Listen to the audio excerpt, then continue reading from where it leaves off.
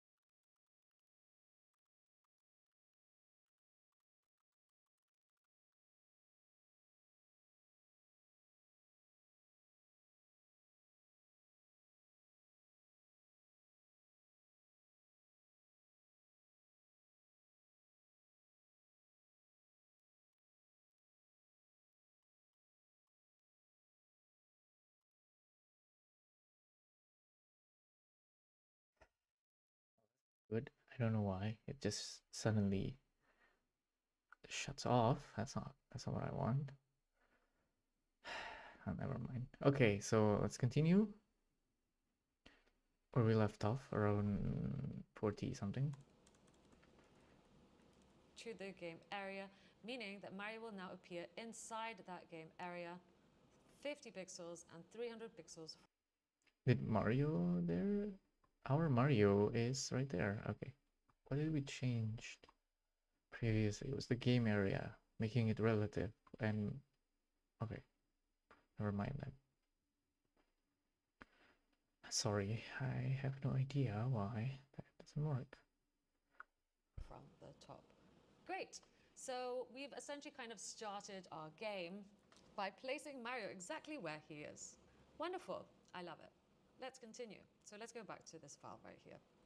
Okay, now let's continue by going back into this function, so the load level function.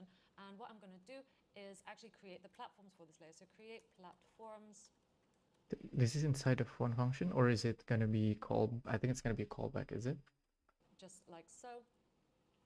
And I'm going to get the level, and from the level I'm going to get the platforms. And for each platform that lives inside of that array, I'm going to essentially create an element out that data. So maybe let's call this platform data instead, as it is just a bunch of data, and let's define our actual platform. So remember the data, it had the x and the y and the width and the height. We're actually going to use that. We're going to write a function called createElement, and we're going to create a div, and that div is also going to have the class name of platform, and we're going to go into that platform data once more to get the type. Okay, so whether it was ground, whether it was floating, that is going to be assigned right here. Okay, and the other thing that we're going to have to pass through is this whole object, and we're going to I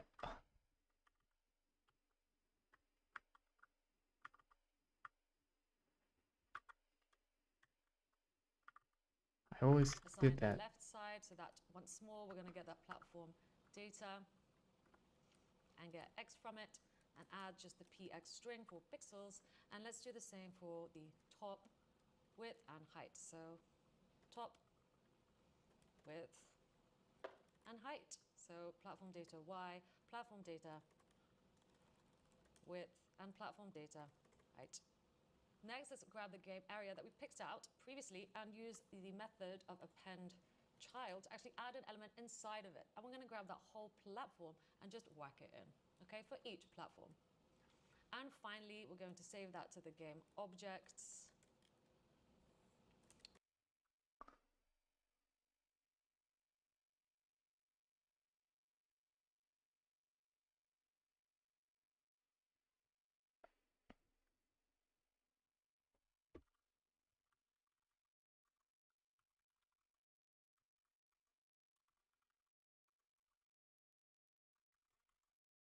platforms. We're going to push that into the array. We're going to push in this whole object, and it's just going to be the element which is going to have the value of the platform itself so we can keep track of it. And we're going to also just spill out any other platform data that we have. And let's also add an ID to this. I'm just going to put the string of platform in front of it and add the index number. So it'll be like platform 1, platform 2, platform 3, starting from platform 0, of course. Okay, so let's define that function, create element. So once again, just do it outside. I'm just going to do it here. Function, create element. And of course, we pass through the type, the class name, and the styles as an object. So with the element that we pass through, we're going to use document and create element. This we did not write. This already exists from the document API. We're going to create a div. Okay, so we're creating a div in the document and assigning it to the const element. So now let's grab that element and let's assign it class name, which we have passed through into this function. And then I'm just going to use object assign and assign it the element style with the styles we passed through. And then we're just going to return the element itself. Okay, so that is our function create element, which we wrote. Okay. Style with the styles we passed through. And then we're just going to return the element itself. Okay, so that is our function create element, which we wrote. Okay, this is not the one from the document API. This is the one from the document API. You can see we're getting the document object and getting it from there. Great. Document API, you can see we're getting the document object and not use the type. It's okay. The type is not being used, Miss Anya. There. Great. So now if we look in here, we have created all those platforms. Let's see if it really. Oh, wow. Okay, that's actually pretty cool. I might not. Why is the texture different? I don't know.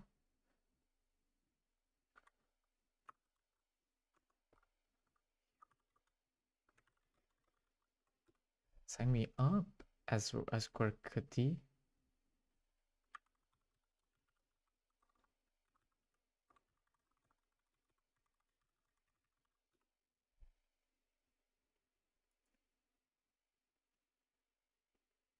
Whether they're all bunched up here, why is that? It's because we need to add position absolute to them, just like we have with Mario. So back in here, where we have the platforms, we're just going to add position absolute.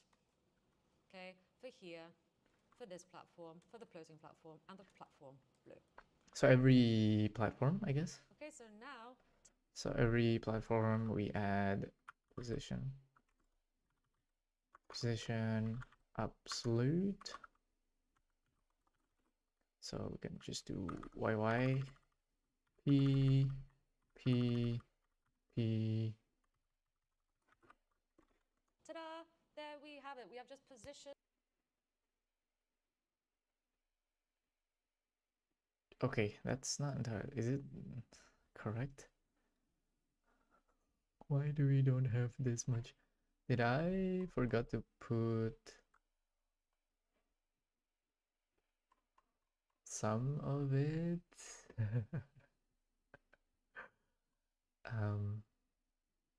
So if the ground, floating, do we not have the exact same one? Okay, yeah, this is what was the concern yesterday. All of them on our game board. This is looking great. Let's go back to creating our game. I think next, let's write our show game over function. So I'm just going to uncomment that for now. And once again, at the bottom here, so outside that function, let's write function show game over. Do we have the game over?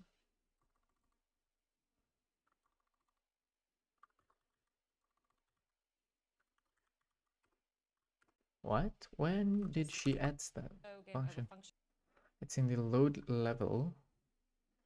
Ah, okay. I think I forgot to show game over true.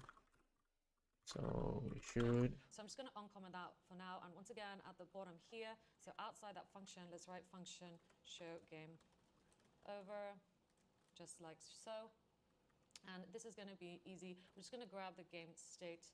We have the game running property on that object. We're going to set it to false. We're also going to get the document, get element by ID. So let's search for the game over title.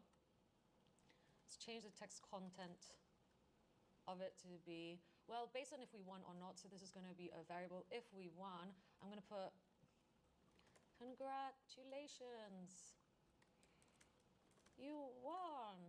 Otherwise, I'm just going to put game over. Okay? So great. Of course, this is a variable we're going to have to define. Some other things that we're going to do is just, I'm going to do get element by ID. This time, let's get the final score. And once again, get the text content. And we're just going to get the game state score. Finally, also get the game over style display block so that we can actually see it. Okay, and the variable one, we're going to actually pass that through into the show game over, which means that here. Slow down, slow down, slow down, slow down. Okay, maybe it's, I should have listened to it slowly. So we show game over, we grab the game state and make the game running false. We grab the game title, add the text content of 1, and we have the final score, which also have the text content equals to game state dot score document dot get lid game over style dot display.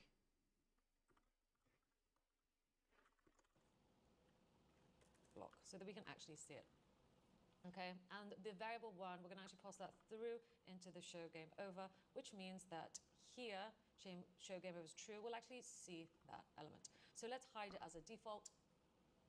So back in here, let's find game over, and I'm just going to put display none for now. Okay. So, okay, do we not have game over?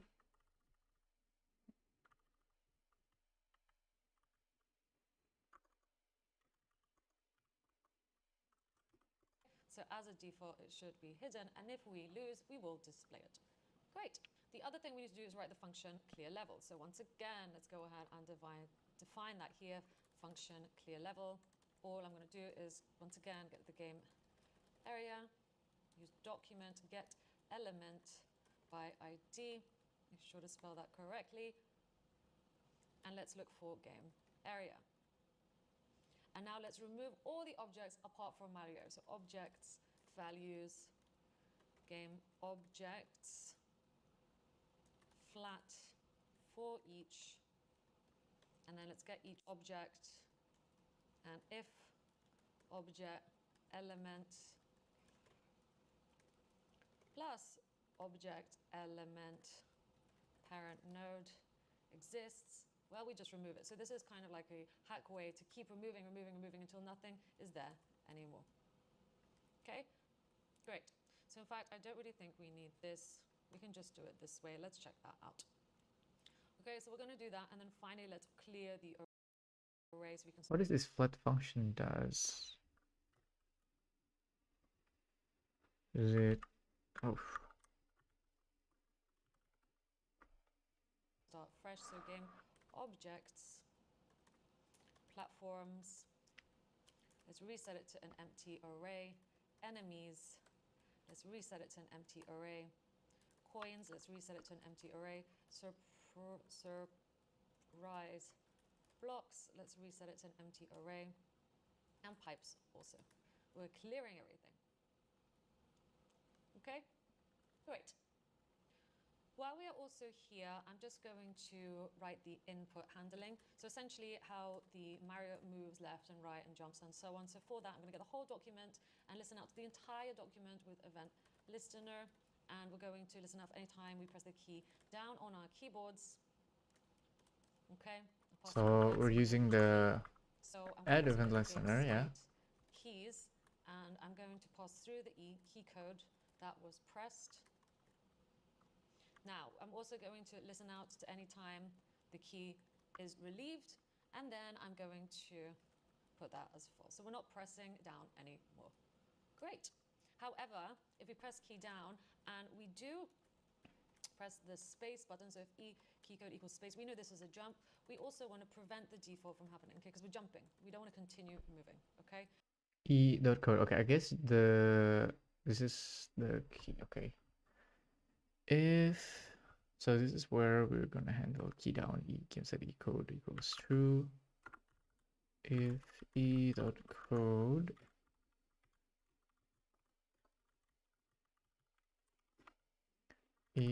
prevent default, and then we create another add the event listener key up. Oops.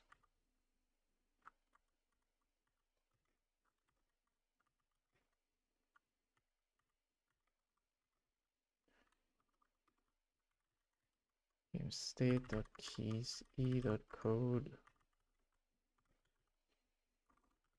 false.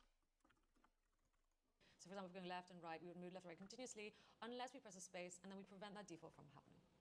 So that is our input handling. We also need to handle the game loop, because we want the game to keep looping. So function game loop if, however, there is no game state game running, so the game is not running anymore, it is false, we just want to return out of this. Otherwise, let's update and request animation frame game loop.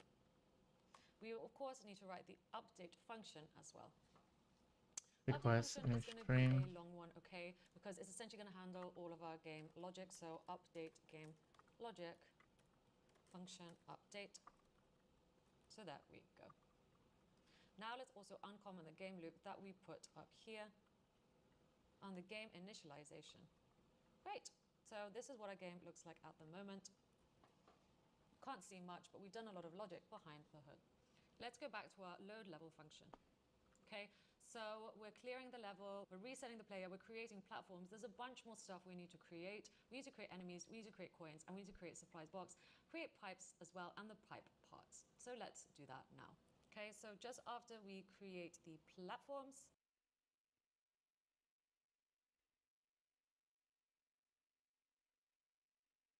I might have something wrong with it. Okay, we have left top from data y plus px plus px platform data. Here we go. Forgot about this. So I think that what causes that one to fail, I would assume. Wait, yeah. No, okay. For some reason, I don't have my. Did I style it wrong regarding the level 1? So we have O. Maybe if we change it to 800. No? Okay. I guess some of the numbers are wrong. Okay, that's not what we want. I think this one wants to be with 400. I think this should supposed to be 280 as well. Nope. 240, I guess. No, it's not. Okay. Oh, what, like 360? Oh, there we go. Okay, yeah, it was the wrong one. Well, my bad. Okay, no, it's correct.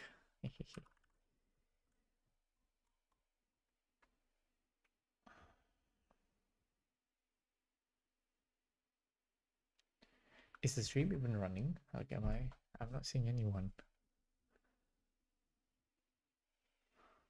I thought there was someone or something, at least.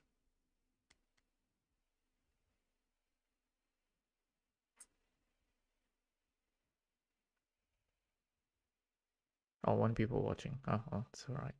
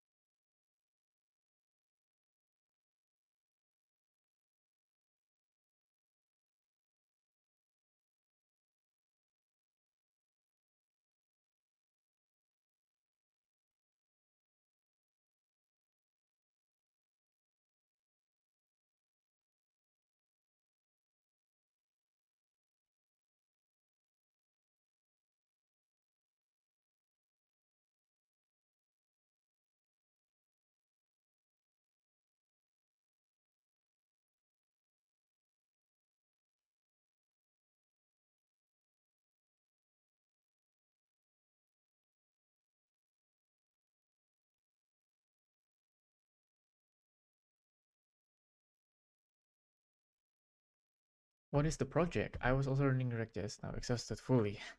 Making Mario games. Okay, now there's people. Hello, hello. Sorry. Nice. How's the progress so far? So that function finishes here. Still inside the load level function, I'm going to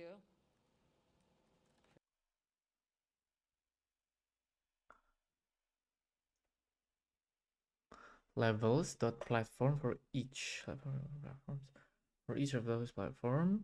So basically, this function is creating those platform by appending the platform into the game area and pushing it into allowing it. Okay, so if we go into inspect element, I think we should be able to see all those elements, right? Yeah, okay, here we go. Nice. Okay, so this create element. Okay, so we made the create element. But forgot to put the type. So, but okay, the styles already have those, and they already know. Oh, because we have the platform data types base of this. That's why they have that. This is ground, floating. So yeah, that's nice. That's nice. Okay, okay. Let's continue.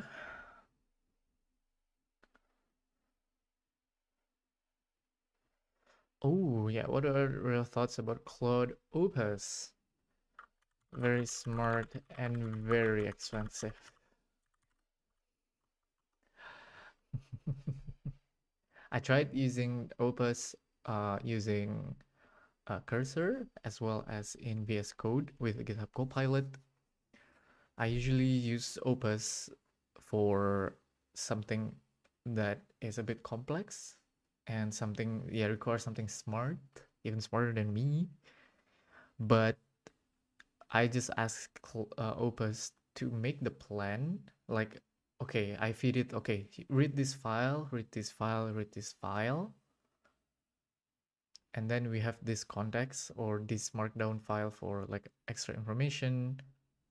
Analyze it, check what is needed, what is wrong, how it was previously done in other function or something like that, and then try to implement it for this new, let's say, adding new feature. But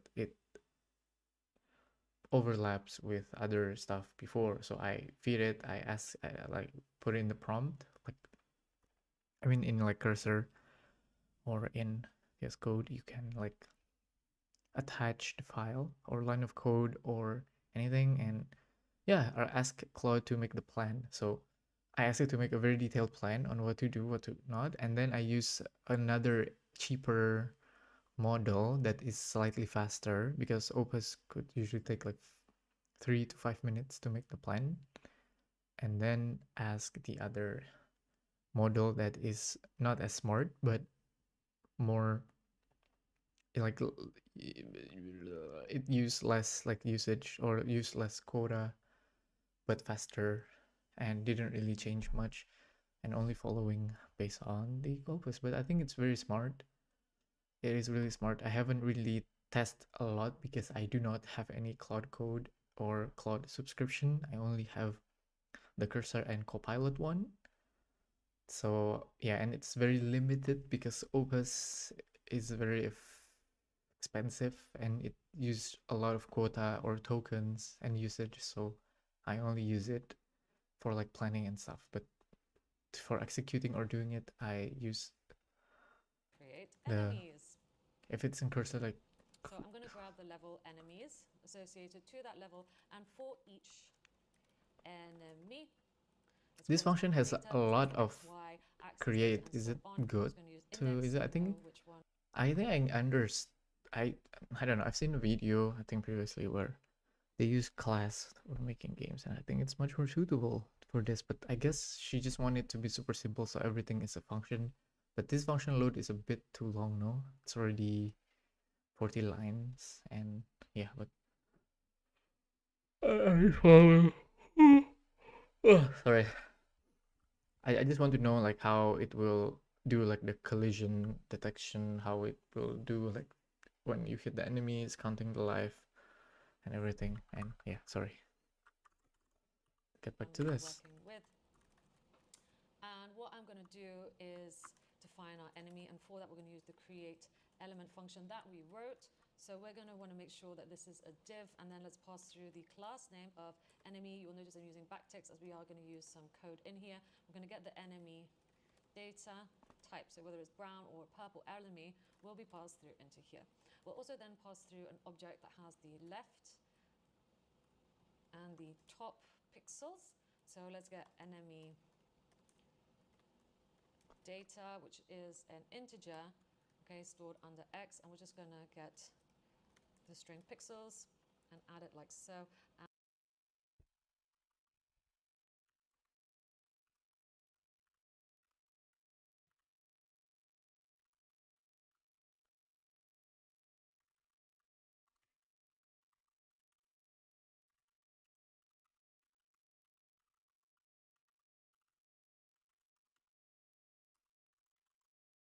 And for the top, we're just going to use enemy data Y.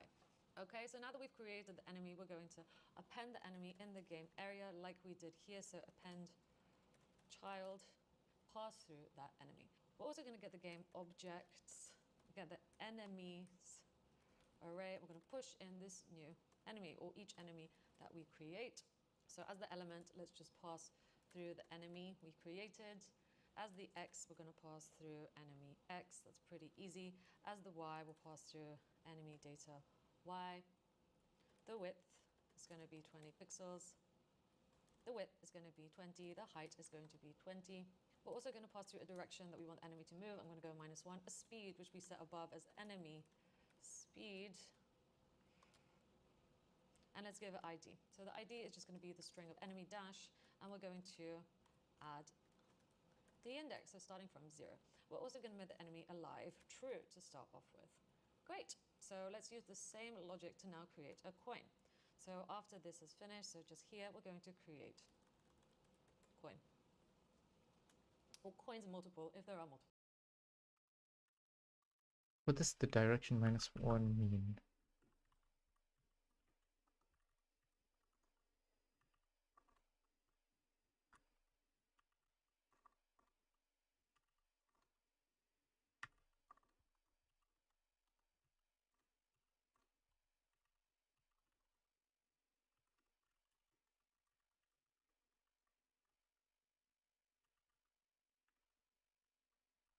I'm still adjusting to like when you press JJ, you can go back and forth between like the insert and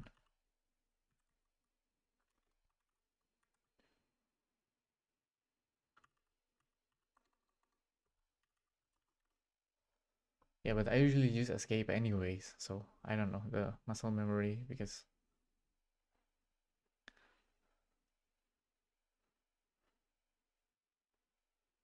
any bots on Kick that wants to help me.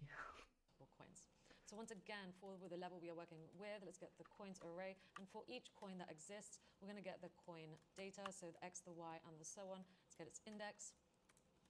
And then once again, let's use the create element function that we wrote to pass through a div. And then I'm just going to pass through the type of coin. And as left, I'm going to just put coin data X and append the string pixels.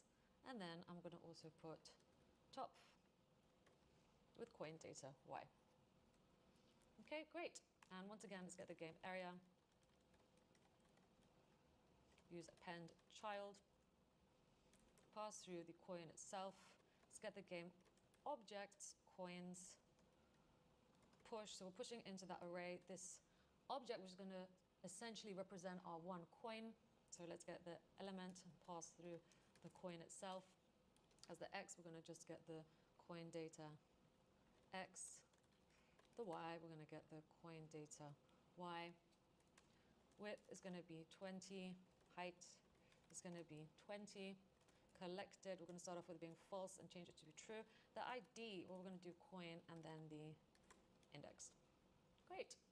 So just the surprise box and the pipes next. So same logic once more. You'll really get the hang of this soon. Wait, 1 second, 1 second. Go back. What are the Great. stuff? Okay, it's the same. So we have element coin. We have the X coin data dot X SF JJFXSEY. Sorry. It's supposed to be like this. Coin data Y with 20 Height auch 20 und dann collected.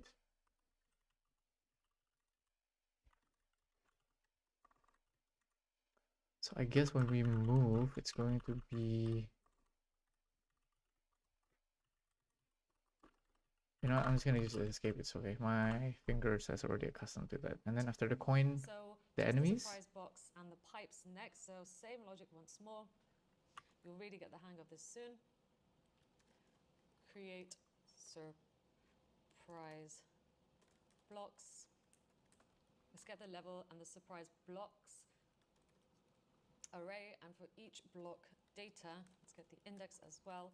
So starting from 0, we're going to use the create element function we wrote. So this is a great function, it's getting a lot of use. And then let's just pass through the string of surprise block, just like so. And once again, let's pass through the styles. So left is block data X plus pixels. Top is block data Y plus pixels. And then game area, append child, the block itself, so it shows up in the game area. And then game objects, let's just update this, game objects, surprise blocks, push this whole object to represent one surprise block.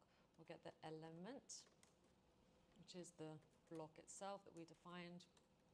The X is the block data X. The Y is the block data Y.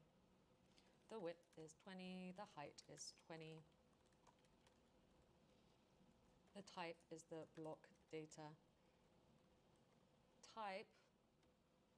Okay, so that's going to say coin or mushroom. It's not going to look like a coin or mushroom, it'll just look like a surprise block, however. And let's start off with it being here as false. And then it's just give an ID. So I'm just going to go with block plus the index. So let's just look at this at the moment. Let's see if we made any mistakes. So enemy So let's just look at this at the moment. Let's see if we made any mistake. Plus the index. So let's just look at this at the moment. Let's see if we made any mistakes. So enemy here. Okay, so this is looking good. So now if I refresh this, ta-da, we get our enemies, we get our coins, we get our surprise block. You can spin? Oh yeah, because we set the thing to spin. That's so cool. Okay, the enemy is kind of bad. I don't know why it wouldn't load properly. Okay. That is so cool though. I didn't know that it could do that using only CSS animation. That's so cool.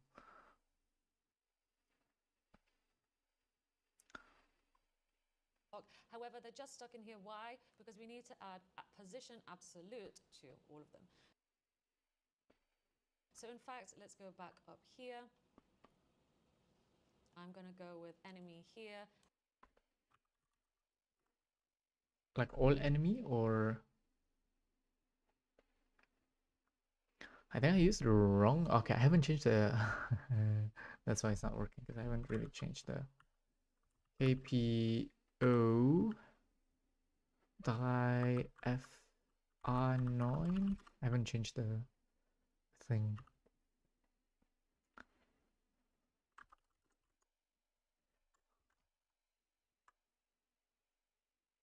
Ooh, okay, that's not good. Is it O? It's O. Oops. This should be correct. Yeah, okay. Yeah. It was because of that. Oh, hello, Zeti. Thank you for the... Okay, it was 24 hours ago. Never mind.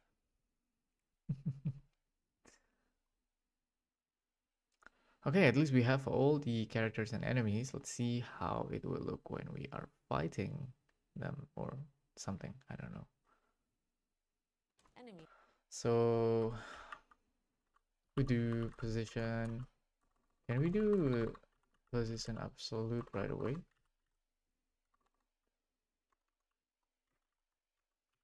I mean, we could just do that.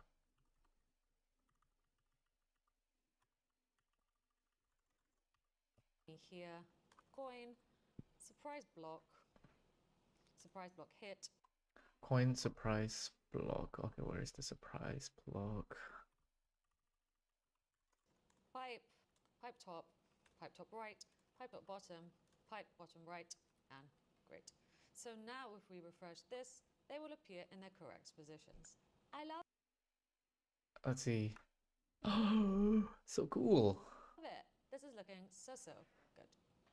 Now let's do the pipes. So once again, right after this, but still in the same load level function, let's create pipes. Once again, level. So let's get the pipes associated with that level, and for each pipe data, so the X, the Y, and so on, let's also grab the index. I'm going to use the create element function and just pass through that I want to create a div, and I want to give it the type of pipe, and these are the styles I want to add. So left is going to have pipe data X plus pixels, and top is going to have pipe data Y. So that's for the whole pipe itself. However, we need to also create the pipe parts. So still inside this function, let's define pipe top left equals and create element once more. This time I'm just going to pass through that I want to create a div, and pipe top, it's going to be the type, and then let's do pipe top right, pipe bottom left, and pipe bottom right. Okay, so pipe top right, pipe bottom is the style name, and pipe bottom right. Okay, this we need to 1, 2, 3, 1, 2, 3. So pipe top right, T,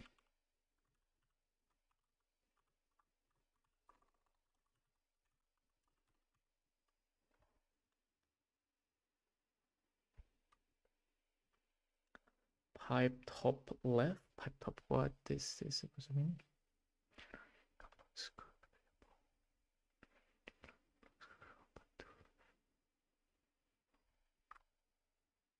What do you mean I cannot do that? Const pipe? Pipe data, pipe data, pipe data. Okay. Did I put in a wrong one? Wrong function? Wrong. No, right?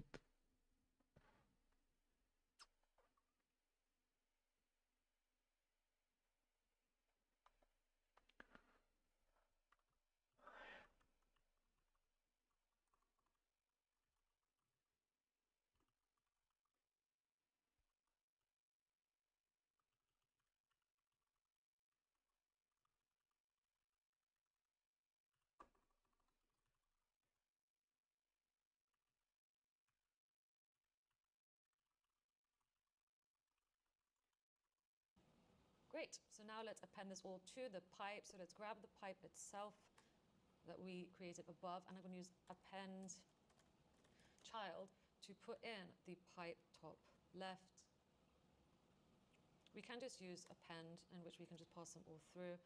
Pipe top right, pipe bottom left, and pipe bottom right. And once that pipe is created, we get the game area, and we use append child. This is just one to append that whole pipe with all of its 4 children.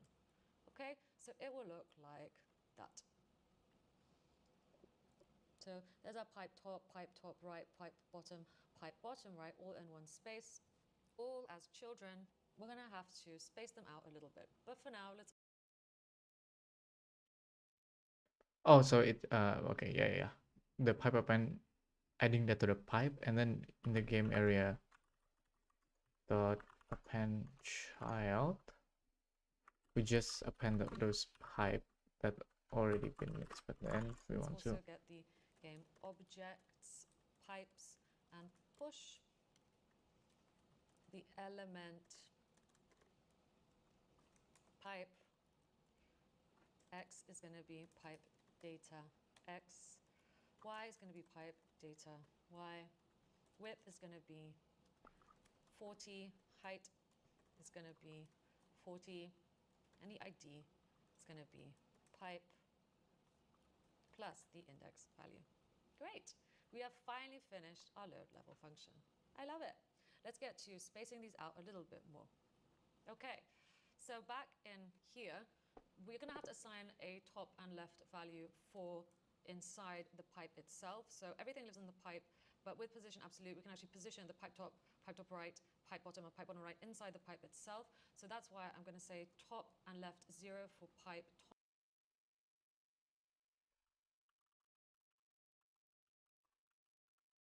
top and left of 0. Top 0 and right 0 for pipe top right. Then we're going to have pipe bottom as bottom 0, left 0, and also bottom right as bottom 0, right 0.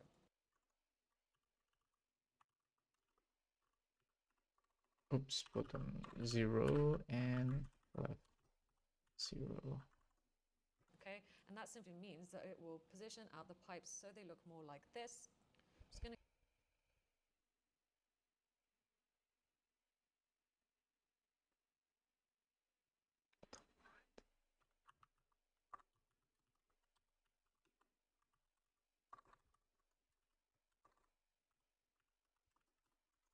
get this image to see what that looks like. Okay, so it is cutting off a bit of the image, pipe top right. I'm just going to increase that top to top 320. I think it should be a bit lower, so let's go ahead and do that. So here, where do we add that? Well, it's going to be in the levels. So where is the pipes? Let's change that to 320.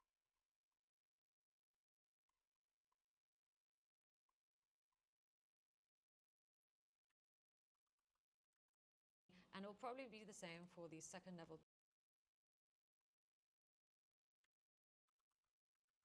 too. So I'm just going to change that to 320 as well. Great. And that just means that now it will show up in the right place. I love it. Same for Mario. We can also change where he shows up. So maybe let's go with Y320. And same for... Where? Let's go with Y320.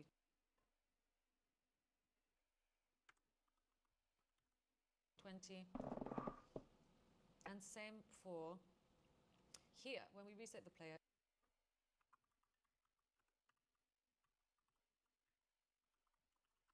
it should be 322.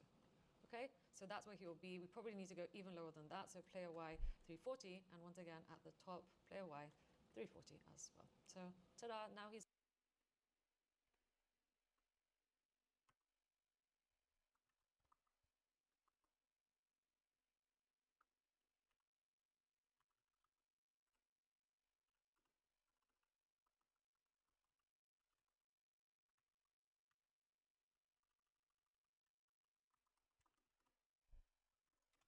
on the floor. So if you never need to position anything, that's how you do it. Great, I love it. Let's continue. Okay, so now let's write some game logic. So let's go all the way down here and once again work on the game logic function. So first off, we're going to handle the inputs. We're going to support simultaneous movement and jumping. So we're going to use the game state keys for this that have been saved. If, and then we're going to look into the game state object that we have saved above and look at the keys property. And if the keys property contains arrow left, so us moving left, or key A, because we're going to do the WASD movements as well. So you can move with your arrow keys or WASD. So either one of those, we are moving left. We're going to get the player and velocity x equals minus the move speed. Okay, because we are going left. Else, if, and I'm simply just going to copy this, I'm going to go arrow right, and then the key D is for moving right. Then we're going to get the player velocity, but just move at the move speed. Okay, so we've done left and right, else there's just friction. Okay, so we're going to apply friction, and friction is going to be 0.8, okay? But it's going to multiply, so it's going to get harder and harder to move, just like that. Okay, I want to understand it. So the game set, the keys.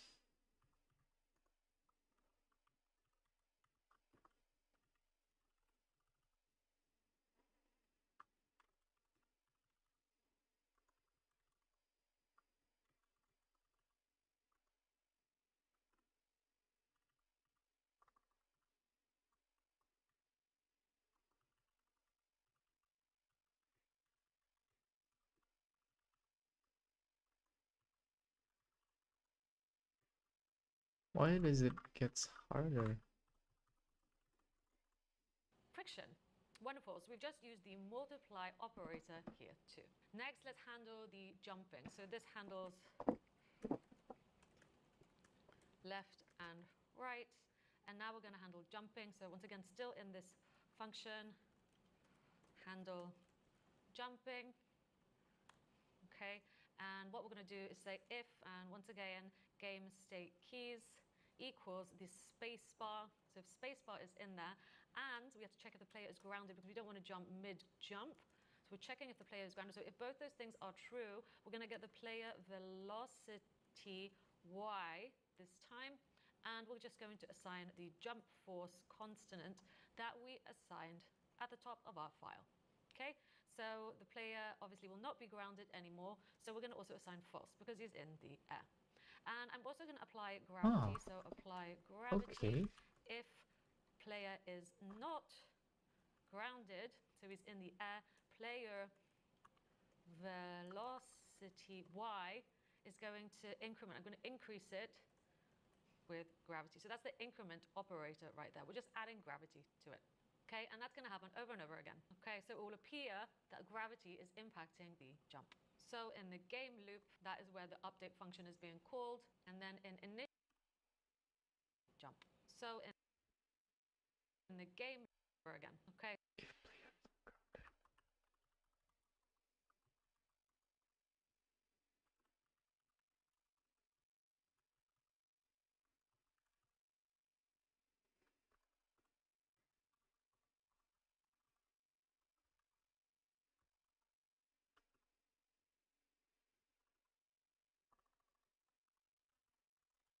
Okay, so it will appear that gravity is impacting the jump. So in the game loop, that is where the update function is being called. And then in initializing the game, so all the way here, the game loop is being called. And down here, the initialize game function is being called. Great. So now let's just go console logs out so we can see what's going on under the hood. And here, just going to console log out the game keys so you can see which game keys are being pressed, and refresh. So as you can see, if you press on the arrow left, it will say left, and if you let go, okay, at the moment it's true because I'm pressing down on it. If you let go, it will say false. Okay, and do it for the other side too.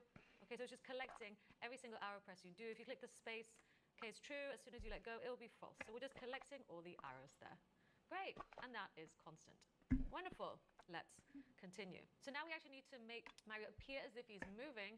And to do that, well, we're going to have to use the update element position function that we wrote that will update the player element position and size. And we're going to just pass through the player element, okay? And then the player x-axis and the player y-axis too. So make sure, again, that is in the update function after we've written all these if statements. Now, if I refresh, he's still not moving. Why is that? Let's have a look. Because we're just passing through the player element, the player x and the player y axis. We've actually updated the velocity, which then needs to translate to the player position. So whatever the player x position was, we add the player velocity x. And we do the same for the y-axis. So whatever y was, we add the velocity y to it. And this will essentially update player position. Okay? So now let's have a look. Let's refresh.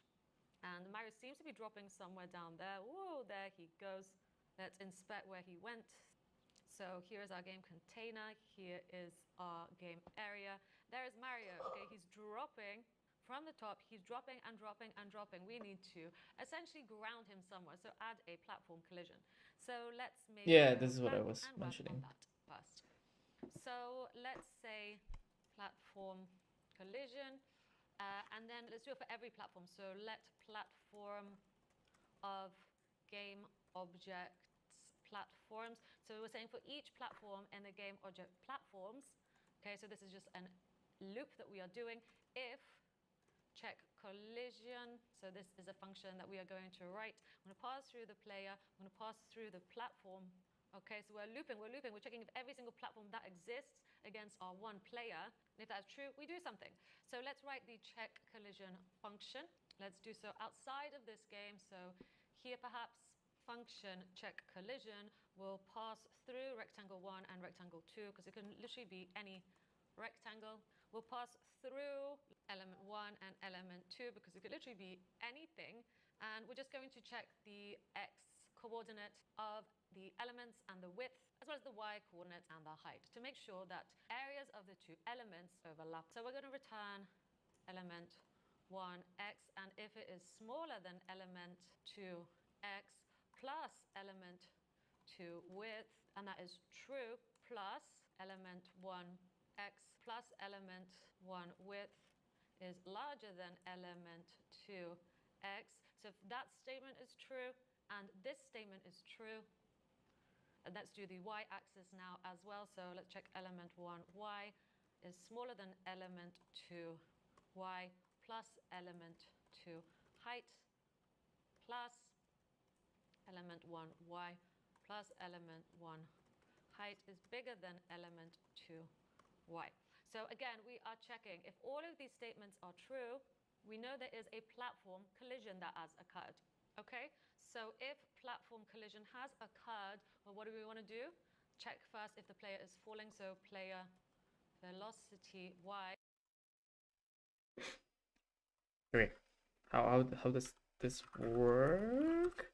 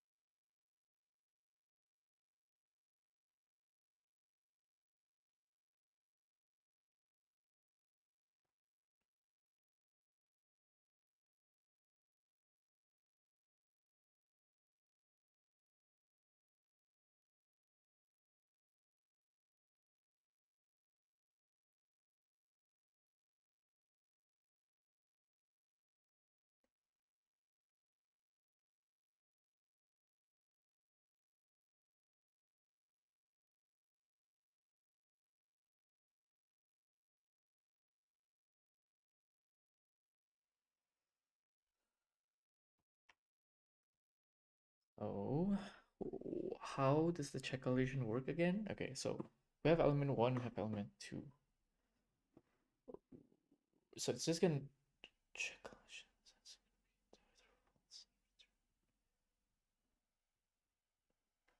X element 1, it's small.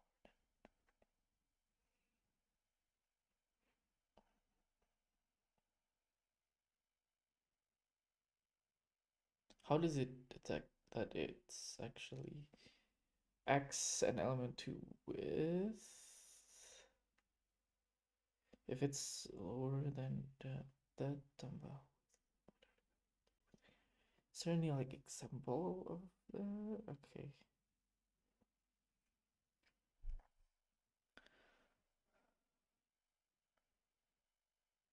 I is larger than 0.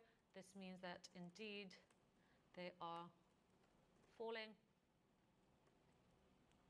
So we want to stop them from falling essentially. So player Y, we're going to have to override with platform Y so that the player stops on the platform, but then we're also going to minus the player height, because otherwise the player and the platform will appear on top of each other. No, we want the player to essentially appear above it. That's why I'm also subtracting the player height. Now we're going to get the player velocity Y and just reset it to 0. Okay, and then we're going to add player grounded else true. Okay, so that the player will stop. So now this should fix our problem of the player falling through, and there we go. So once again, if I refresh, Mario doesn't fall through the ground now because he is on a platform. Okay, and now if I do that, he can also move around. Oh my god, really? Wait, let's try it. My Mario is still falling. My Mario is still falling. What's wrong with my collision? So left, right, jump. This is looking wonderful. I'm so happy with this. We have now made Mario move on our board. Great. However, look, if we go off a platform, Yeah, it okay. doesn't Gravity does appear not to work. be falling. This is because we need to actually reset before. I think there's something wrong with my check collision function. There is Let's a see. Return element 1 dot x if it's less than element 2 plus element 2 with and element 1 x element 1 with element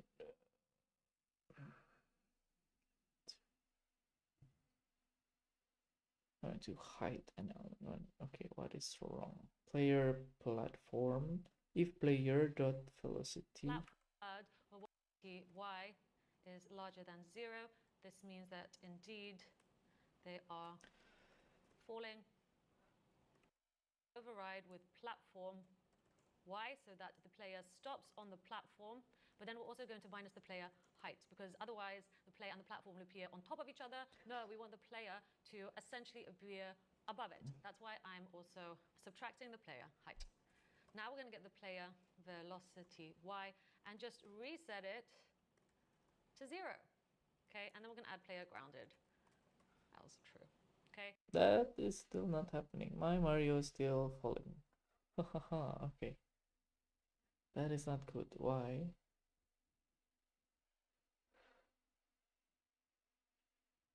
So that the player will stop. So now this should fix our problem of the player falling through, and there we go. So once again, if I refresh, Mario doesn't fall through the ground now because he is on a platform.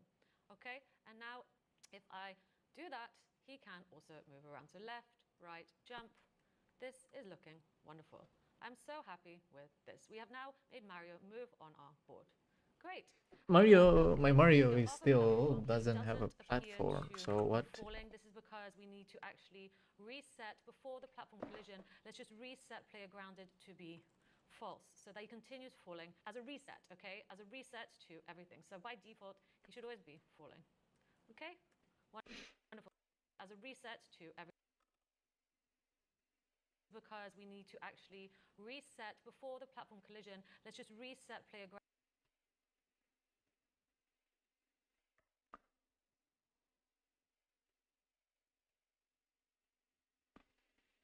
grounded wanted to be false, so that he continues falling as a reset, okay? As a reset to everything. So by default, he should always be falling.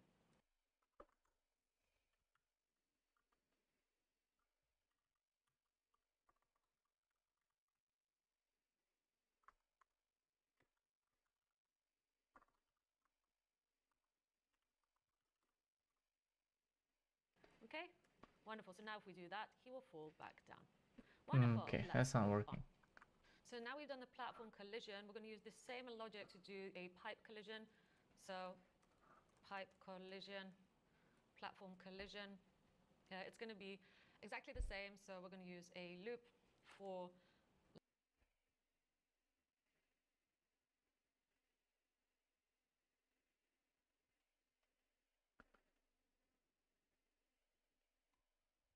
Did I forget to put some stuff?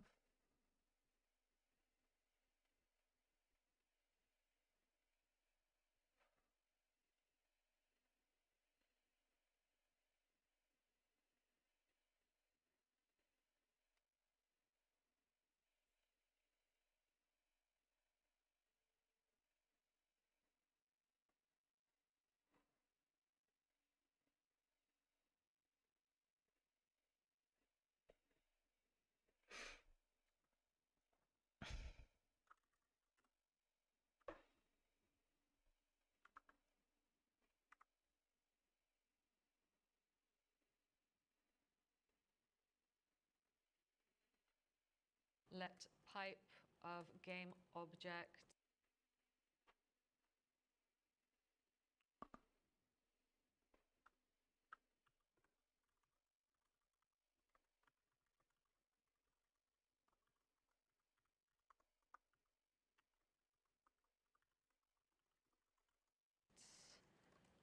pipes if, and then we're going to check collision. I'm going to pass through the player and each pipe in the loops. We're going to check each pipe, and if we're going to check the player velocity y is larger than 0, this just means we're falling down into the pipe. Okay, so we press down, we want to fall into the pipe, so falling.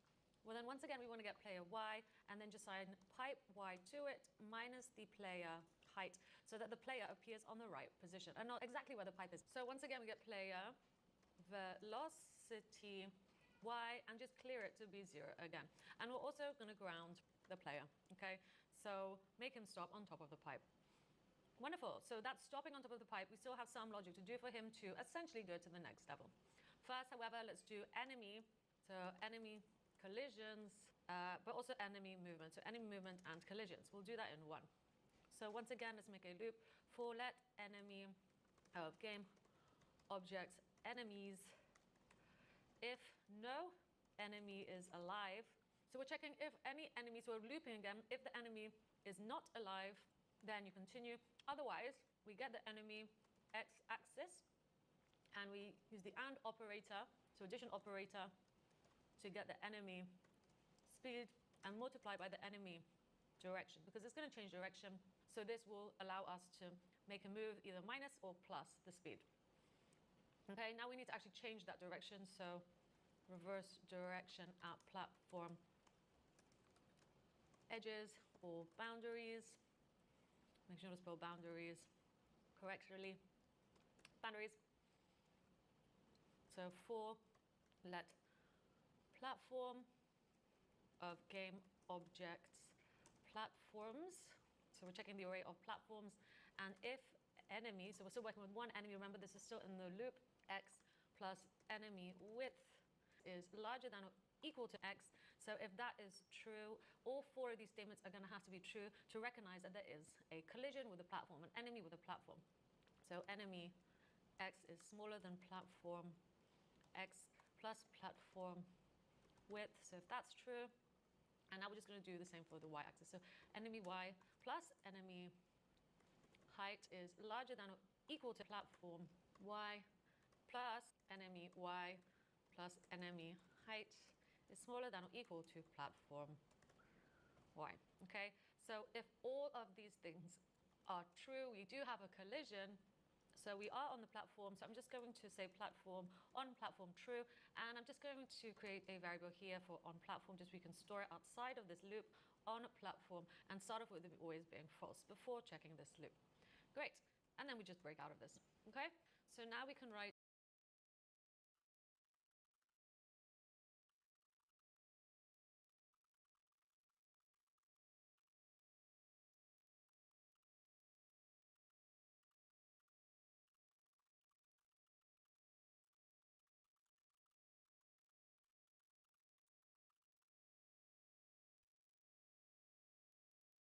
Huh.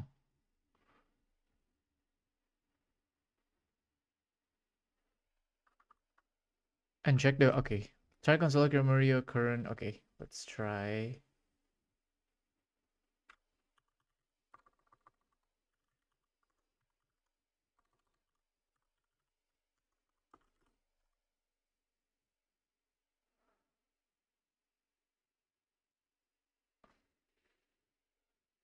Could you help me understand the collision one? I feel like I couldn't think about it if it's not on my mind. Like how would I know?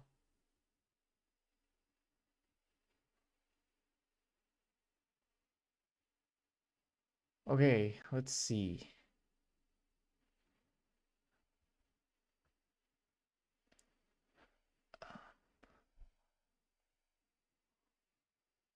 Did I forgot to put like a class or something inside of the... Okay, I'm gonna ask. But I'm not okay. Ooh, I'm doing this Mario game in JS, but why does Mario keeps falling?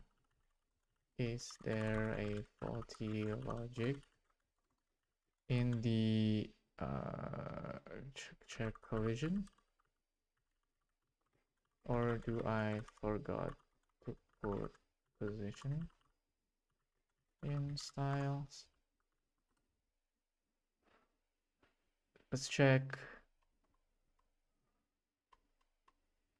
Mario has already positioned absolute, so why does it keeps on dropping? Element div.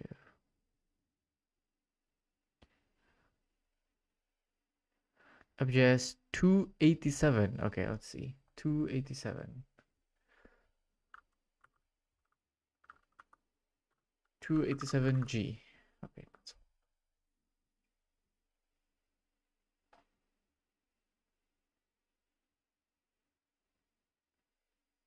That's gonna be a really good exercise. Maybe to be...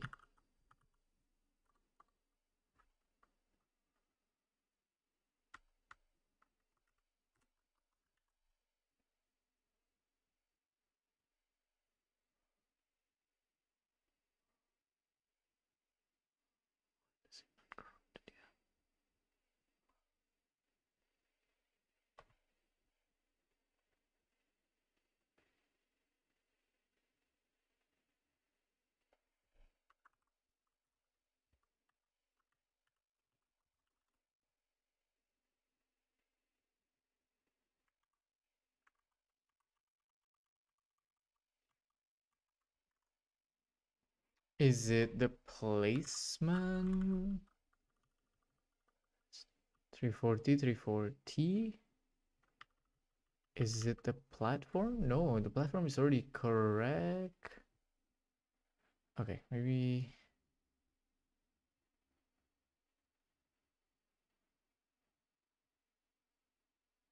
The pipe isn't looking very nice.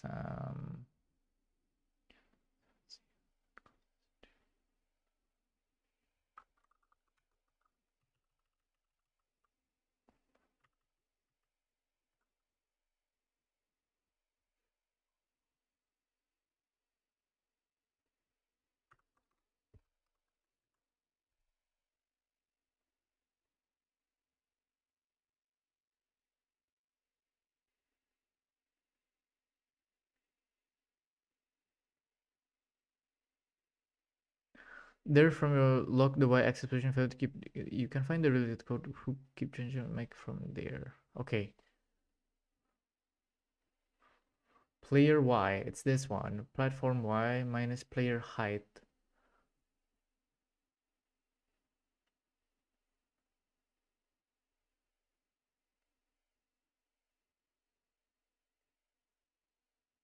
If we are not on the platform. So we're checking if any enemy player Y, we're going to have to override with platform Y so that the player stops on the platform, but then we're also going to minus the player height, because otherwise the player and the platform will appear on top of each other. No, we want the player to essentially appear above it. That's why I'm also subtracting the player height. Now we're going to get the player velocity Y and just reset it to 0. Okay, and then we're going to add player grounded as true. Okay, so that the player will stop. So now this should fix our problem of the player falling through, and there we go. So once again, if I refresh, Mario does.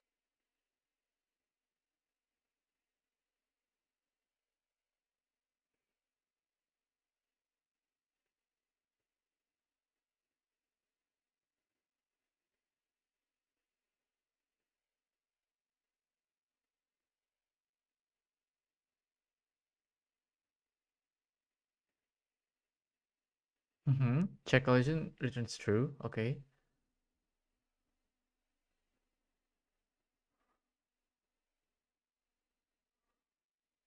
Hello, hello.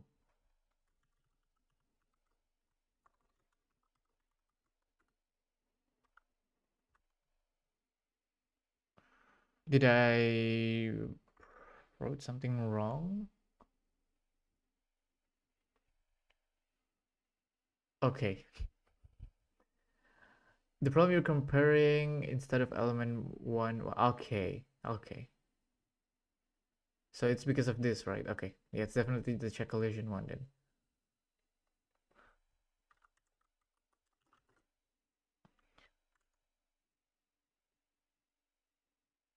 I think it should be working right now. Wait.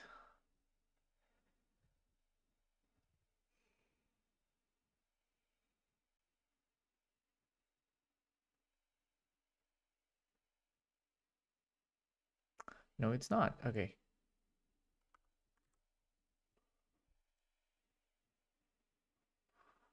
Element 2y, element 2y height. Element 2y, element 2y.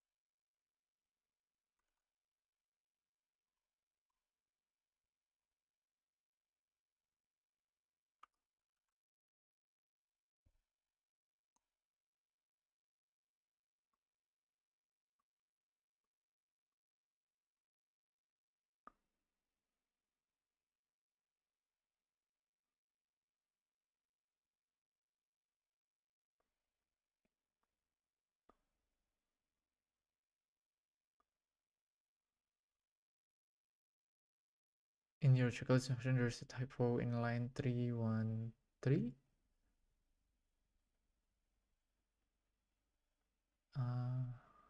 That's not.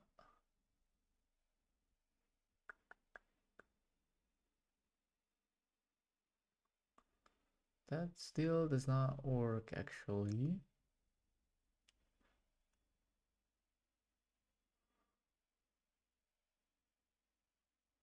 Element 2 height.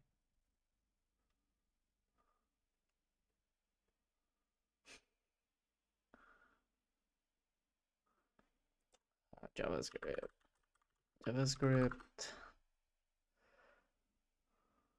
Doesn't fall through the ground now because he is on element 1 width is larger than element 2 x.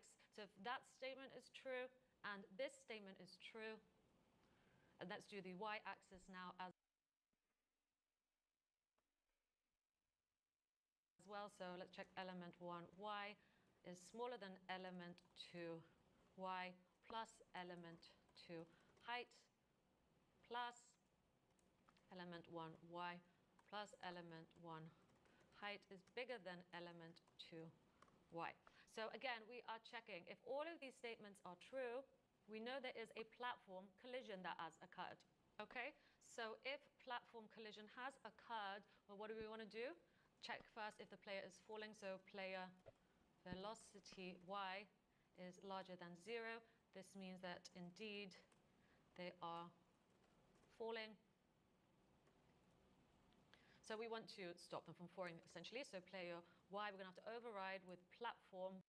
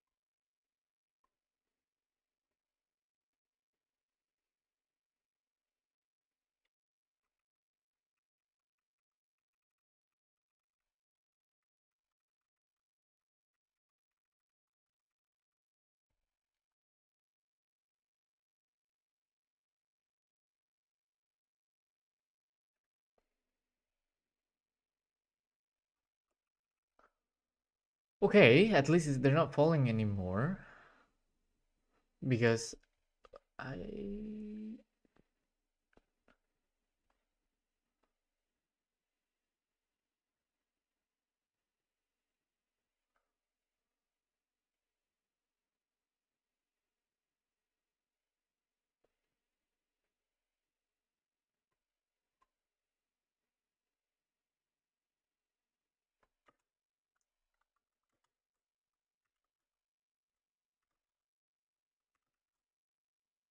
Okay, nice. At least we can see that it works fine.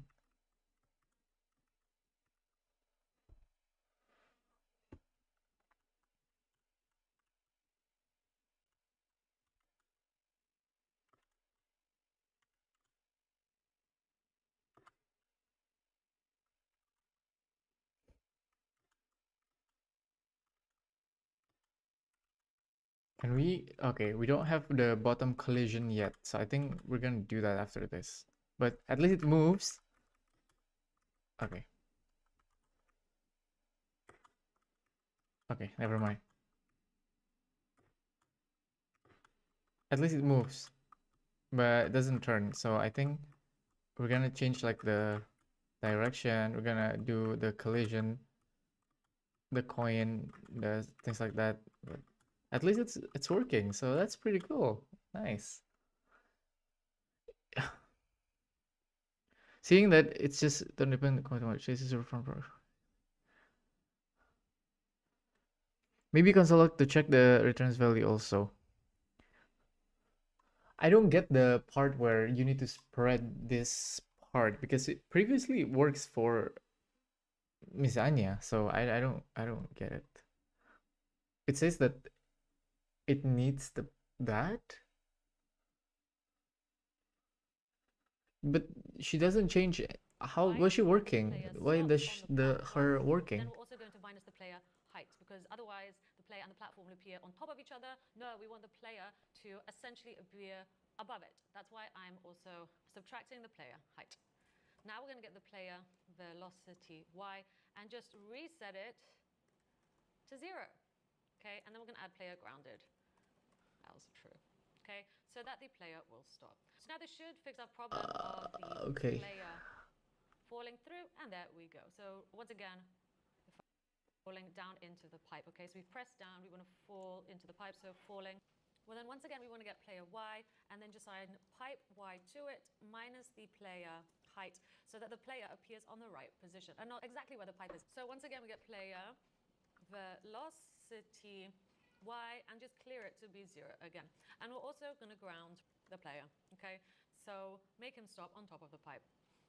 Wonderful. So that's stopping on top of the pipe. We still have some logic to do for him to essentially go to the next level.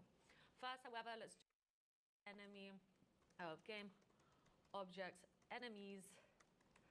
If no enemy is alive, so we're checking if any enemy, so we're looping again. If the enemy is not alive, then you continue. Otherwise, we get the enemy x-axis, and we use the AND operator, so addition operator, to get the enemy speed and multiply by the enemy direction, because it's going to change direction. So this will allow us to make a move either minus or plus the speed. Okay, now we need to actually change that direction. Let equal to x. So if that is true, all 4 of these statements are going to have to be true to recognize that there is a collision with a platform, an enemy with a platform. So enemy x is smaller than platform x plus platform width. So if that's true, and now we're just going to do the same for the y-axis. So enemy y plus enemy height is larger than or equal to platform y plus enemy y plus enemy height is smaller than or equal to platform. Reason behind let us coin answer most likely because spread overrides. Things are true. We do have a collision. You don't want to change there, okay, but I still need. Think you'd understand deeper without LLMs. Yes.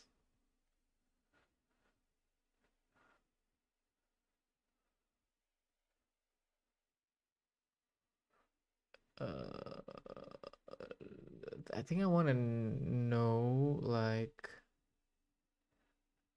okay, let's move the, okay. Now that we know it doesn't, I don't understand the,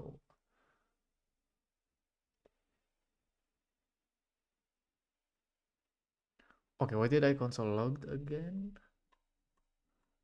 The player dot grounded. Why does it keeps?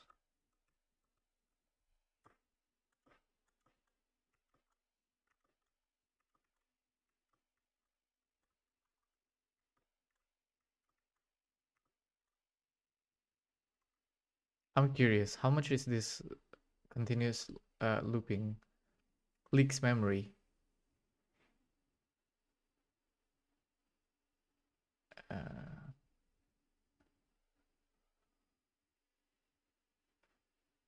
Can we solve? Okay, no, we cannot see it, but it's probably running. It's either the 401 or the 101.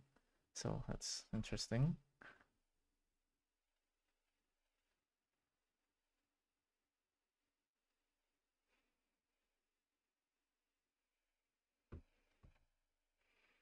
Okay. I think I want to console log and check the, wait, yeah, but where should I console log? Is if player, the velocity x, and I think I want to check the platform and, okay, you know what, let's do that.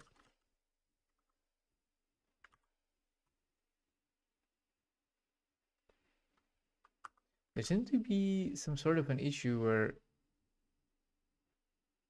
you need to reset it. Okay.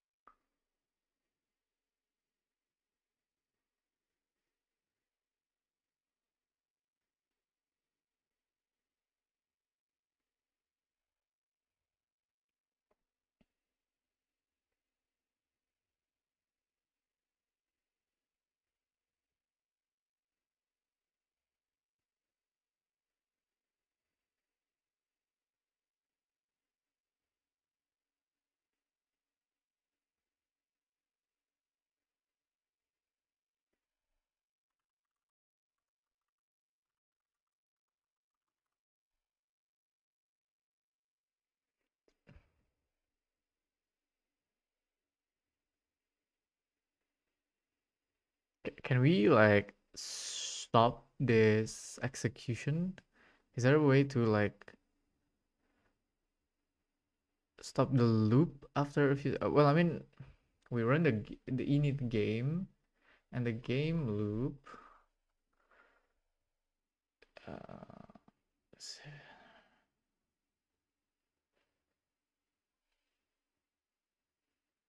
But then if you set the okay, if game status.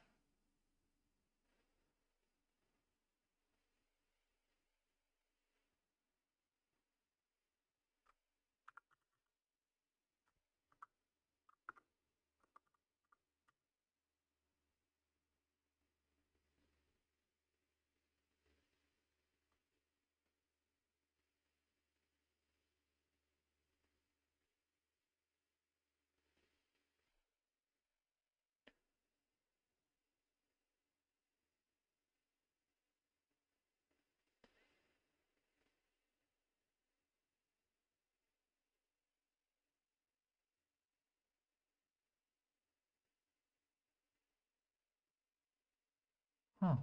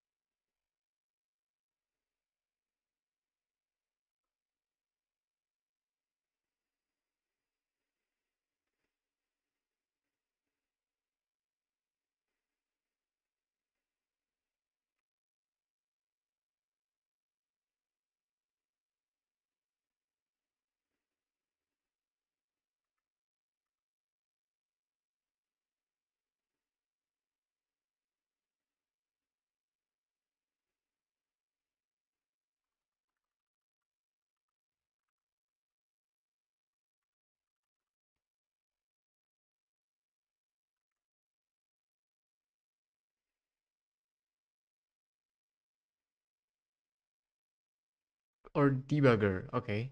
Console debug. So we are on the platform. So I'm just going to say platform Okay, on you know what? platform true, and I'm just going to Okay. create a variable here for on. So I understand that the jump force is actually just the X and Y axis of this game area. The game area size I would assume it's just this 800 to 400 pixel.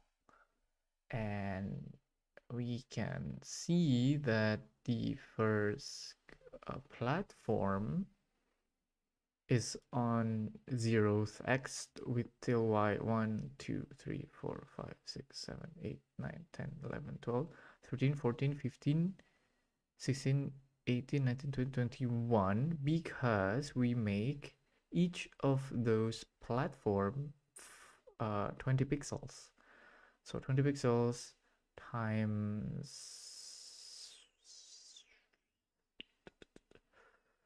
18. So 1, 2, 3, 1, 2, 3, 1, 2, 3, 1, 2, 3, 1, 2, 3, 1, 2, 3, 1, 2. Okay.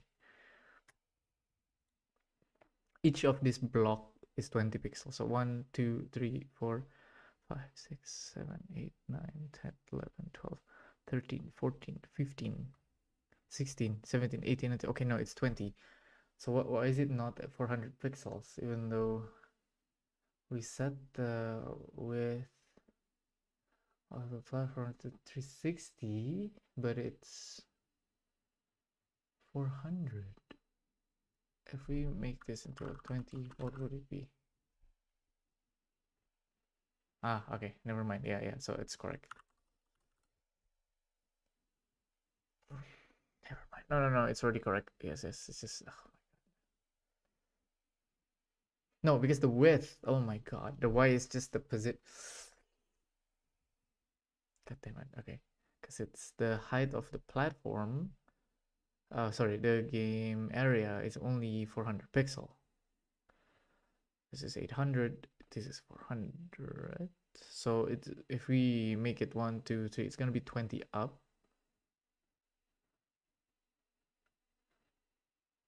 This is anyway. Yeah, no, it's correct. It's correct. No, really. Okay, yeah, I get it.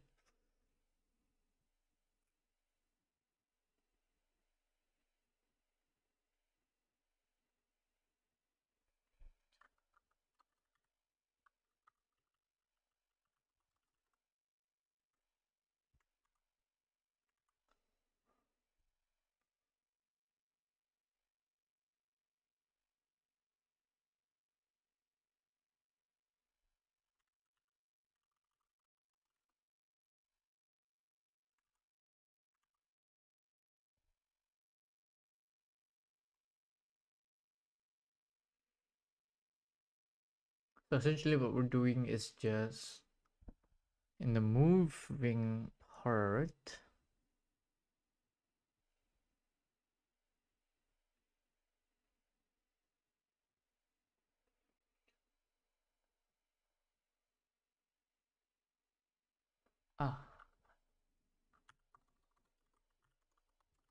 that's why we don't have that. Okay, that image is wrong then. Okay, bottom right. Okay.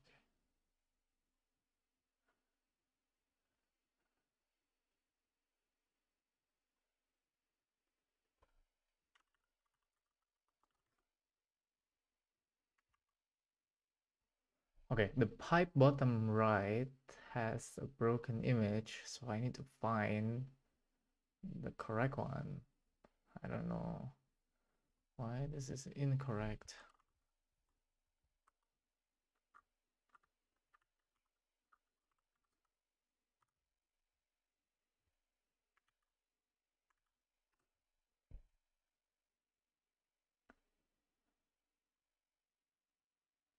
It is the wrong link. Okay.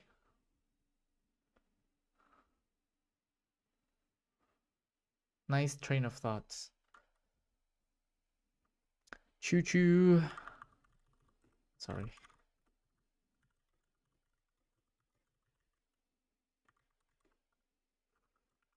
No, I'm not losing my mind. Sorry, I'm just trying to think of the math, because basically it's just the math, right? It's just math based on the number.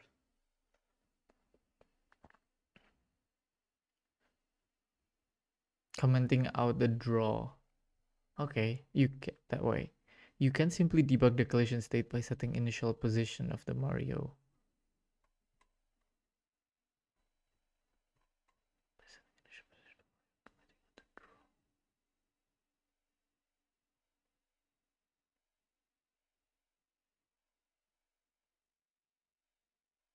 Wait, what draw?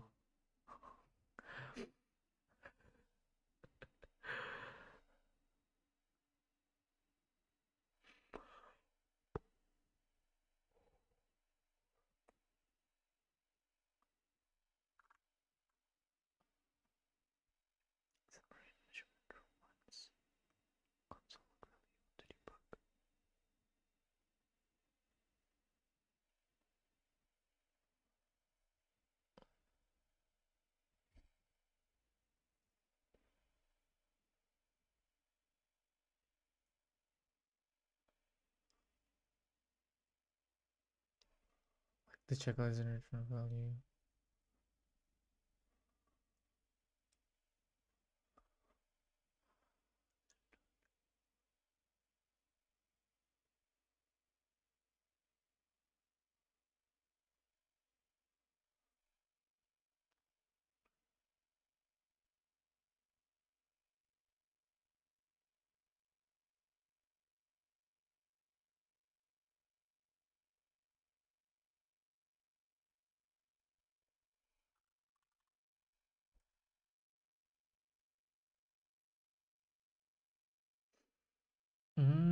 Okay, so definitely turn off the game loop, right?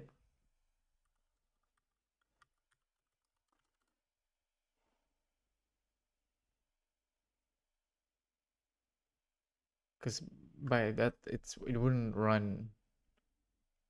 Check the console. See? Yeah, okay.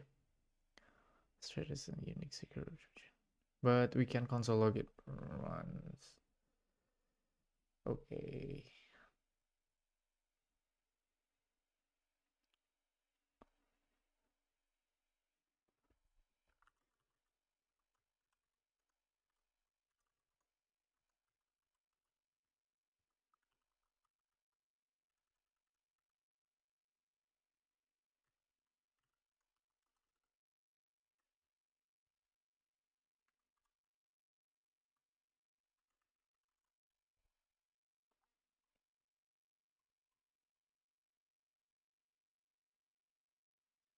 Oh, fudge. Okay, never mind. No, it doesn't work that way because the game loop is what actually have the update function. Uh, so that's not. So how did you do like the snapshot thing then, if it's for this?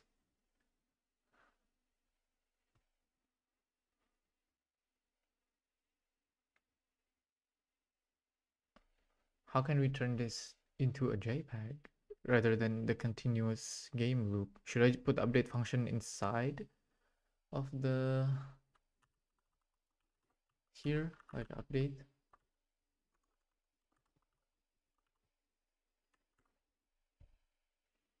without the game loop? Okay, yeah, that works. But the request animation doesn't work, but we can see that it is.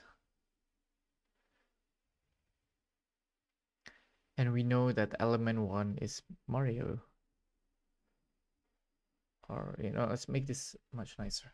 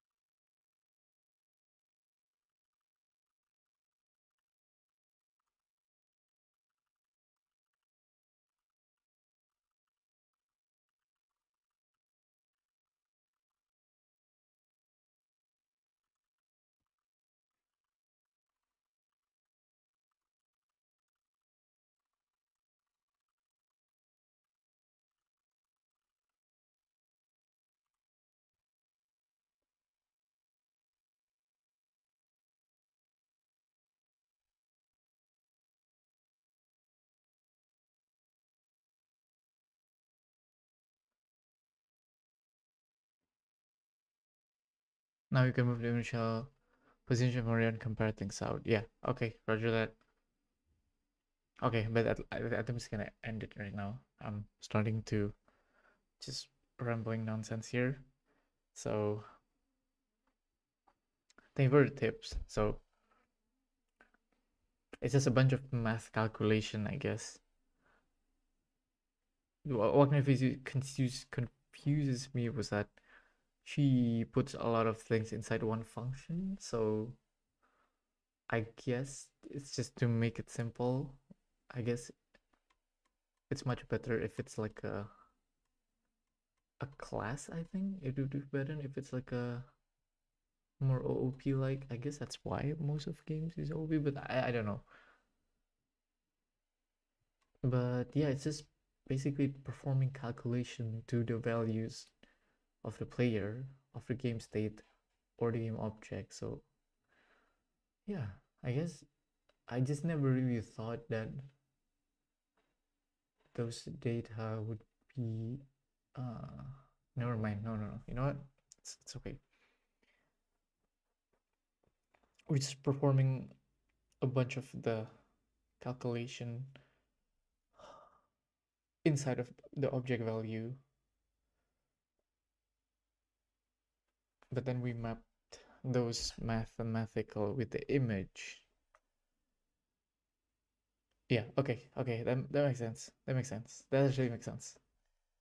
A little bit, but we shall continue tomorrow. Yeah, this is definitely gonna take more than 2 hours, but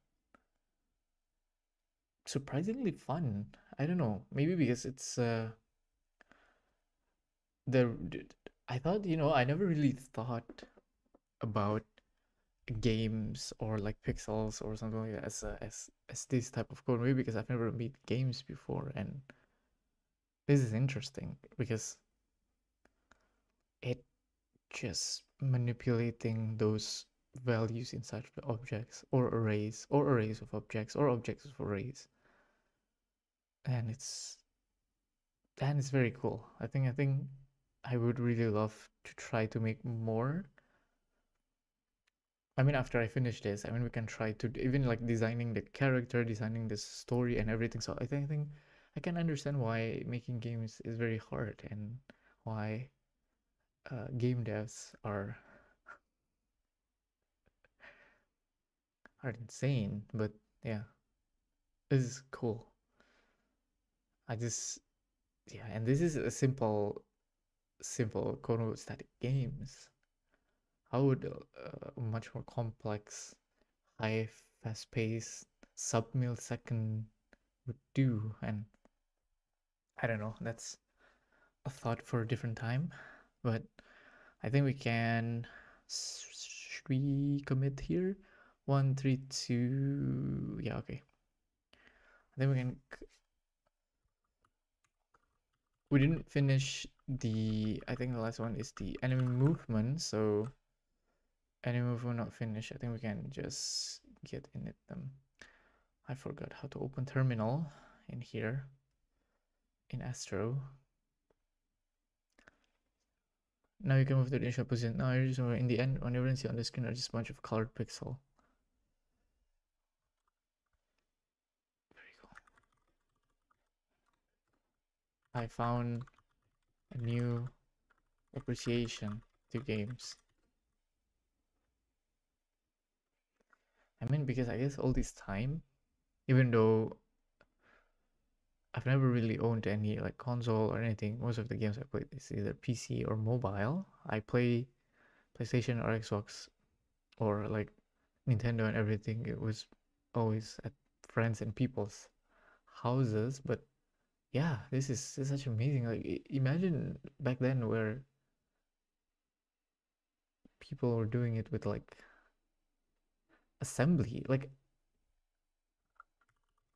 I want to check the Doom source code now because like we can practically play it everywhere.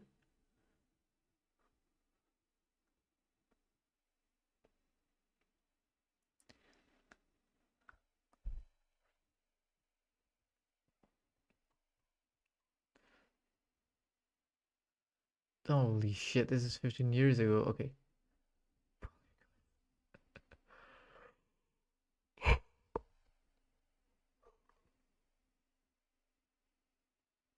Holy shit. This guy give no description, no nothing, just did 6,000 line of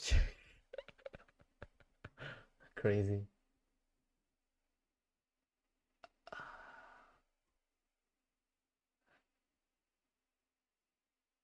This guy just did web version, did 100 files and 6,000 lines and just give no context. Why?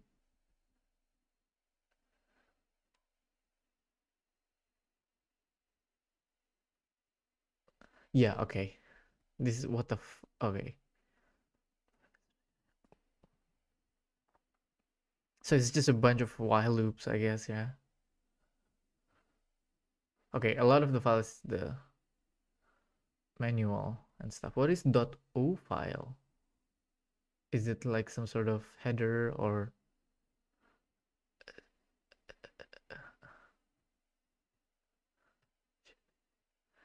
this is really cool. I like it. I really want to try to make more stuff. So especially with like the Three.js stuff that we did before, I guess this is getting fun. Okay, let's check the Doom. Is this legit the Doom source code? Oh my god, holy shit, this is the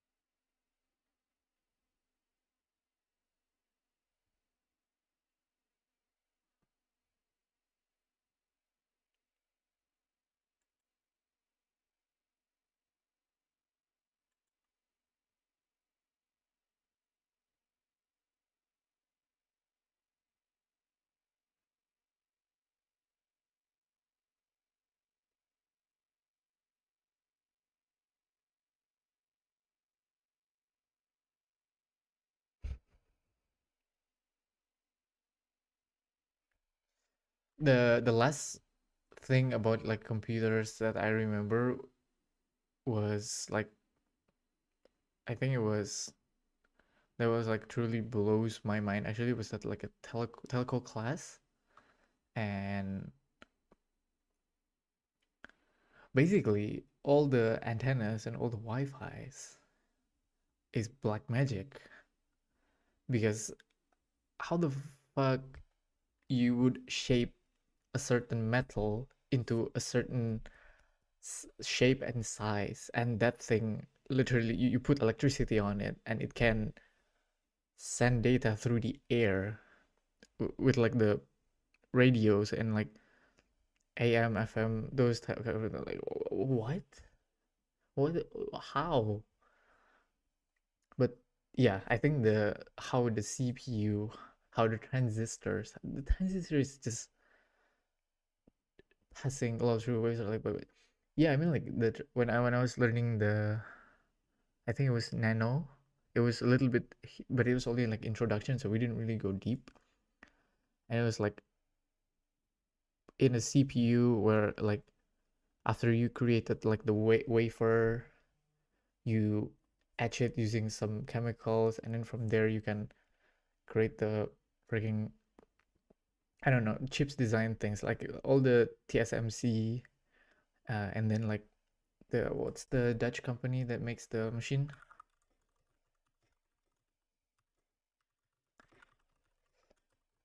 The lithography machine, SML, like the freaking SML, and then like how they have like a yeah like this like how it's such a it's made from silicon. It's made from rock. Like this is insane. This is crazy. Oh,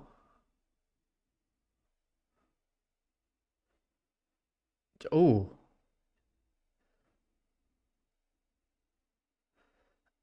oh.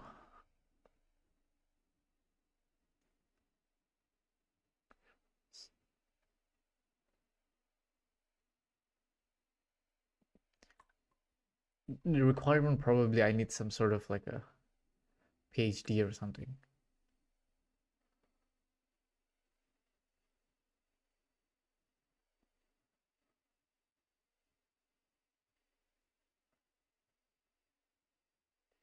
Bilthoven.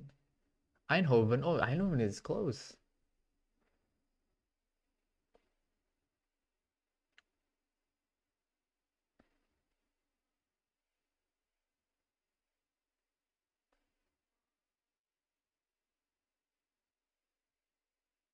The thing is, I'm suck at like the nano and chip stuff when I was doing electrical engineering. So I should have gone to this like chip making stuff, but it's the physics and the math behind them is just ugh.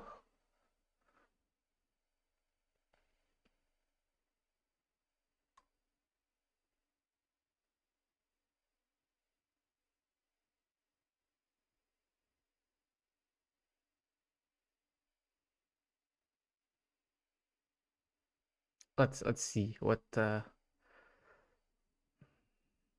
role are open.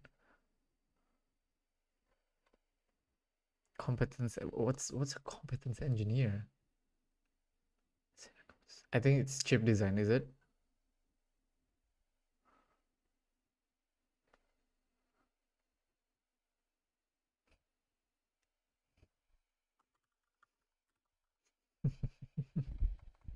But yeah, this is insane. Okay.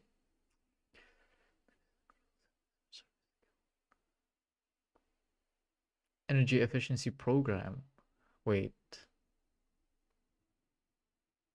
Interesting. Okay, but this is in USA. Hmm. Careers. Let's check. Applications engineer. Okay, what type of application? This okay, it's definitely more hardware. What about IT? Oh, okay.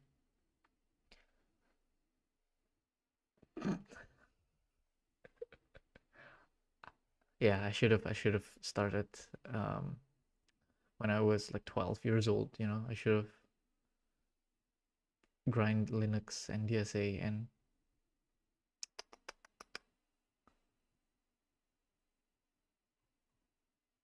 well, maybe we should learn. I think it's cloud, right? Okay. Leading development team would appreciate it. Maintaining modern managing key security process firewalls. Okay, so this is more networking stuff, I guess. More networking, sysadmin, things like that. IT application. Okay, maybe the application one is better, but still, 4 to 9 years. So I gotta get the basic. Okay, the Oracle IT. Okay, use Oracle.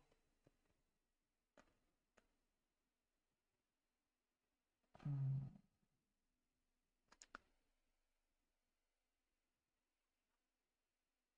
8 years of Oracle. What is Oracle? Okay, as much as I hate Oracle, I can understand why.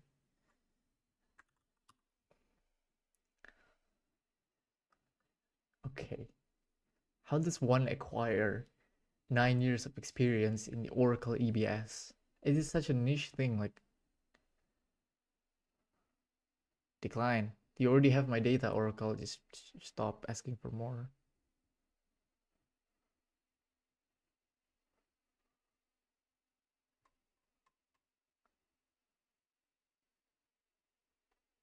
Today's evolving business models drive productivity meet the demands of modern mobile user. What is that supposed to mean?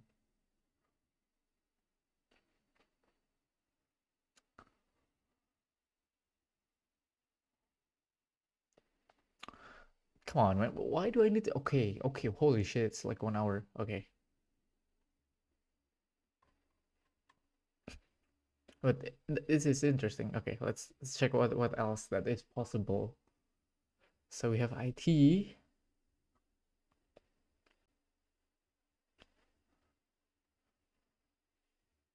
Infrastructure. Okay, this is gotta be some server stuff, right? Data center stuff, ability to leadership skill, strong computer skills, competent documenting knowledge, provide support of 7/24 global support. Job description subject to change any time. This is a catch-all.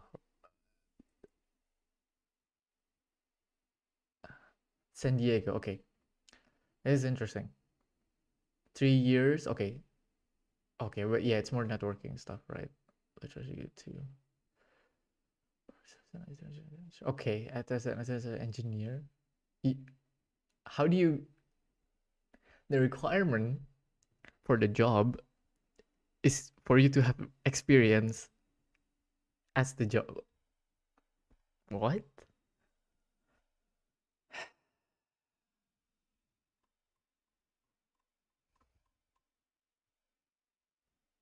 That's insane. That is actually insane. Okay, let's see the student one. Probably this is like the closest thing that is possible.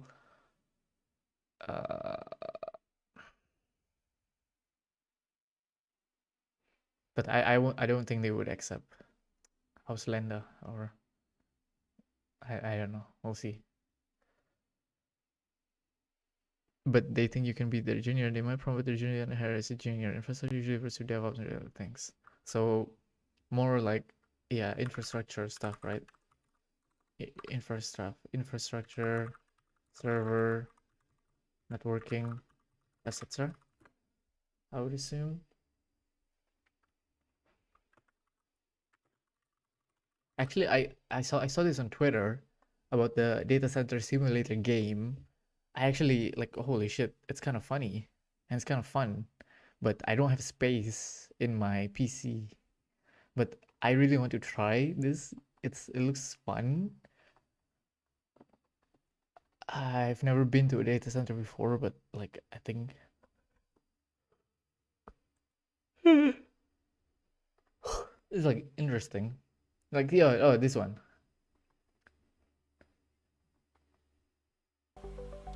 Oh, it's gonna be released March. Maret. Oh, it's gonna release in 2 days. Damn. Okay.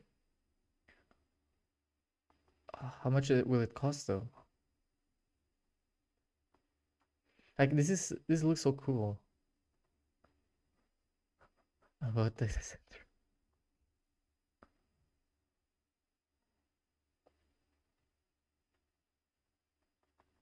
Oh, he makes this game as well.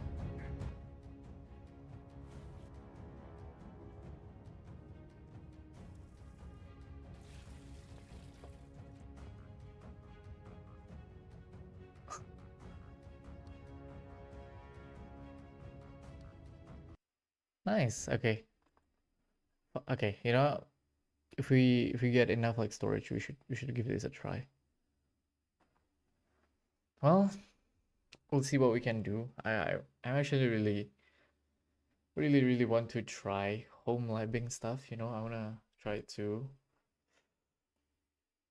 host my own like media server, things like that. So I think with home labbing, it could be a nice introduction to. I mean, like we did like a few weeks ago. We did learn Docker. We did learn like using Deploy, SSHing into a VPS. Like I mean, I'm comfortable working with terminals, commands, and etc. So I think just improving the security knowledge, improving the other platform or infrastructure, software would be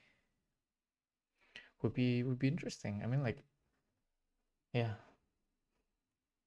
I guess the reason I really like doing this is like you can build cool stuff and you can build whatever you want, and I guess that's the goal. So yeah, we'll see how that goes. So hope everyone have a great day, night, morning, afternoon, whatever.